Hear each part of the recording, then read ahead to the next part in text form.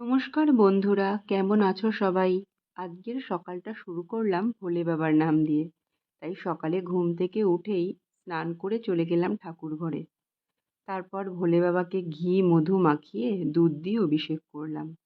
তারপর জলের মধ্যে কর্পূর অগ্র আর ফুল মিশিয়ে জল দিয়ে অভিষেক করলাম। প্রতি বছরই শ্রাবণ মাসে মন্দিরে যাই, তাই এবছরে ভেবেছিলাম আজকে মন্দিরে যাব, কিন্তু মন্দিরে যেতে পারিনি, তাই বাড়িতেই পুজো সারলাম। তারপরে আকন্দের মালা, ফুল, বেলপাতা দিয়ে ভোলে বাবাকে পুজো করলাম আর নিজের মনস্কামনা জানালাম। ভোলে বাবা যেন আগামী বছরগুলো সকলকে ভালো রাখে, সুস্থ রাখে, সমস্ত বিপদ থেকে মুক্ত রাখে, এই কামনাই করি।